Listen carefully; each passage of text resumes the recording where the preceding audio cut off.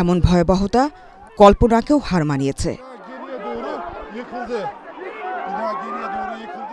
চোখের সামনে মুহূর্তেই এতদিনের তিলে তিলে গড়া সবকিছুরই যেন সমাধি হলো। সারাদিনের ক্লান্তি শেষে নতুন দিনের স্বপ্ন নিয়ে তুরস্ক আর সিরিয়া দুদেশের মানুষরা শান্তিতে চোখ বুজেছিলেন। তবে ভোরে ঘটে যাওয়া ভূমিকম্পের এ তাণ্ডবে চলে যেতে হলো হাজারের বেশি মানুষকে।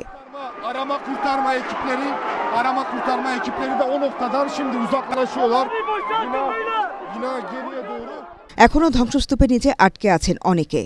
বেঁচে যাওয়া অনেকেই কাতরাচ্ছেন হাসপাতালের বিছানায়। প্রচণ্ড কম্পন টের পেয়েই আমি কোনো মতে স্ত্রী 3 মেয়ে নিয়ে বের হয়ে যাই। সে মুহূর্তে আমাদের উপর ভবন ভেঙে পড়ে। একটি কাঠের দরজা আমাদের উপর পড়ায় আমরা বেঁচে যাই। তবে আমার মেয়েরা মাথায় ও হাতে প্রচণ্ড আঘাত পেয়েছে। তুরস্ক সীমান্তের এ তাণ্ডবে চারিদিকে এখন শুধুই ধ্বংসস্তূপ, আহাজারিতে ভারী বাতাস।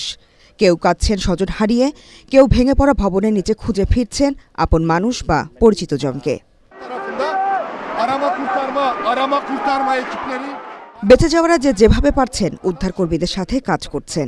তবে প্রচণ্ড ঠান্ডা ও তুষারপাত পরিস্থিতি কঠিন করে তুলেছে। কি করবেন, এরপরই বা কি হবে, সেই চিন্তায় এখন রাস্তা ও খালি জায়গাগুলোতে বসে রয়েছেন ভুক্তভোগীরা। এদিকে ভয়াবহ এ পরিস্থিতি সামলাতে তুরস্কের প্রেসিডেন্ট রিসেপ তাইয়েপ এরদোগানের সাহায্যের আবেদনে সাড়া দিয়েছে বিশ্ব নেতারা। ধ্বংসাত্মক ভূমিকম্পের খবরে গভীরভাবে উদ্বিগ্ন বলে জানিয়েছে যুক্তরাষ্ট্র। দুদেশের ক্ষতিগ্রস্তদের জন্য সব ধরনের সাহায্যের যথাযথ ব্যবস্থা নিতে সংশ্লিষ্ট মন্ত্রণালয়কে নির্দেশ দিয়েছেন প্রেসিডেন্ট জো বাইডেন। এদিকে সহায়তার জন্য উদ্ধারকারী দল পাঠাচ্ছে ইউরোপীয় ইউনিয়ন। ভুক্তভোগী তুরস্ক ও সিরিয়াকে প্রয়োজনীয় জরুরি সহায়তা দেওয়ার কথা জানিয়েছে ঘনিষ্ঠ মিত্র রাশিয়া। এছাড়াও সহায়তার প্রস্তাব দিয়েছে ফ্রান্স, আজারবাইজান, ইসরায়েল, জার্মানির মতো দেশগুলো।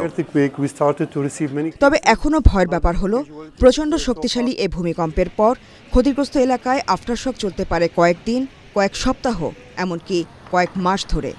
এ ব্যাপারেও সজাগ থাকার পরামর্শ বিশেষজ্ঞদের। রোকসানা ইভা, ATN বাংলা।